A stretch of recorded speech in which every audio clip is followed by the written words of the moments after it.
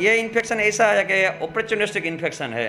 तो जहाँ जहाँ अपनी इम्यूनिटी डाउन होती है और जिसको डायबिटीज़ है, HIV है और अदर कोई कैंसर की ट्रीटमेंट चल रही है, तो उसको इन्फेक्शन ज़्यादा लगता है।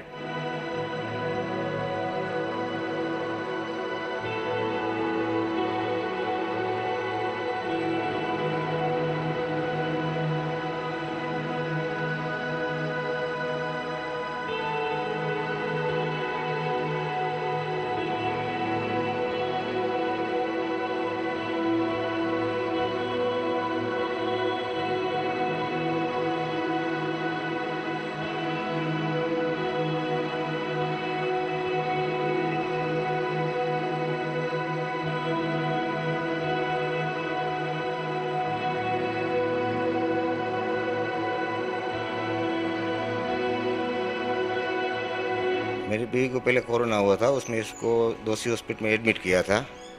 उसके बाद 2-3 के बाद मैं ऊपर गया तो देखा दोनों आँख में सूजन आ गई थी।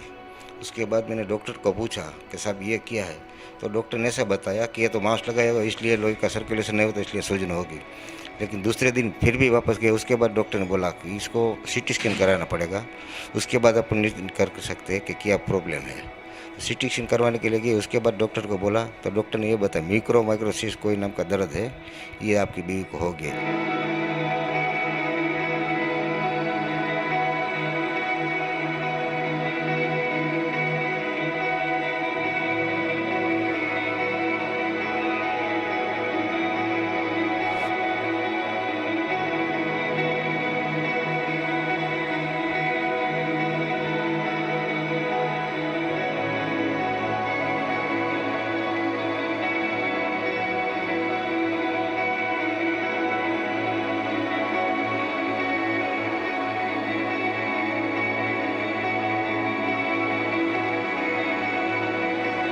जिसको म्यूकोरमाइकोसिस का होता है तो उसको किसी किसी को नेजल ब्लॉकेज की कंप्लेन होती है, नोज़ के आसपास में थोड़ा स्वेलिंग आता है, चिक्स पे थोड़ा स्वेलिंग आता है, आइज़ के आसपास में थोड़ा रेडनेस और इसमें थोड़ा स्वेलिंग आता है, और किसी को सिर दर्द की बीमारी होती है, सीवियर हेडेक होता है।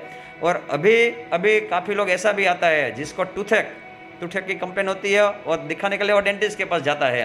किसी किसी को मुंह में ब्लैक कलर का छाले पड़ जाते हैं, और किसी को नेजल मिकोजा लेके उसका हम बायोप्सी भेजते हैं तो उसमें पता चल सकता है।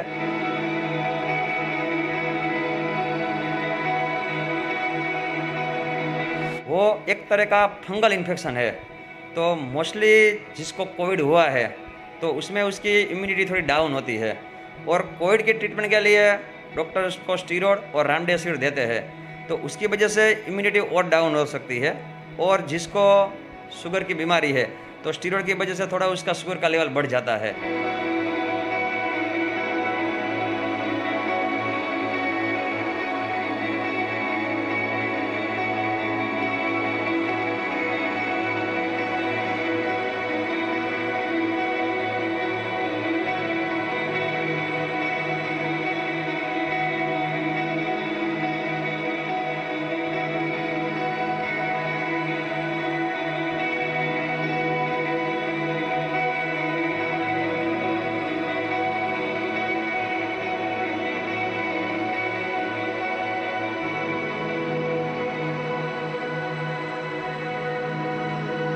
और एक चीज़ मैं बताऊँ तो उसकी सारवार भी इम्पोर्टेंट है।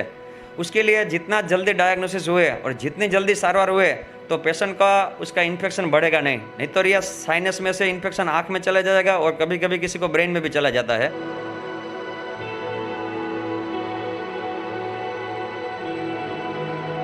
हमें सबसे पहले तो हमारी इम्यूनिटी बढ़ानी चाहिए, और जिसको शुगर है तो शुगर वाला दर्दी को रेगुलर उसको मॉनिटरिंग करना चाहिए।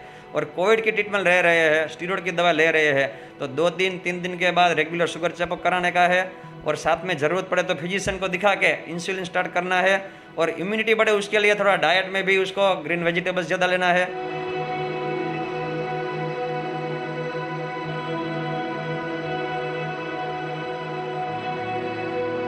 Prevention is better than cure, तो इसके लिए सबसे बढ़िया है वैक्सीन।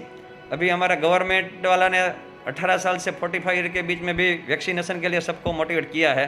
तो वैक्सीन लेंगे तो हमारा क्या है कि एक बार उसके अंदर इम्यूनिटी बढ़ जाएगी, इसके अंदर एंटीबॉडी बढ़ जाएगा, तो दूसरी बार वायरल का इन्फेक्शन लगेगा तो उसका सीवियरिटी कम रहेगी।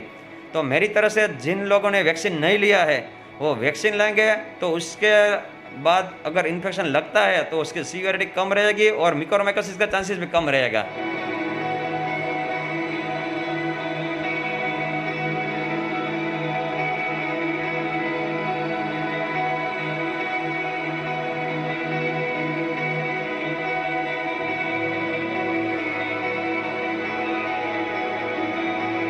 लोगों को ये बोलना चाहता है कि आप कोरोना नेगेटिव हो गए उसके पीछे नहीं है कि हम कोरोना से बाहर निकल गए। कोरोना के बाद ये प्रॉब्लम होती है।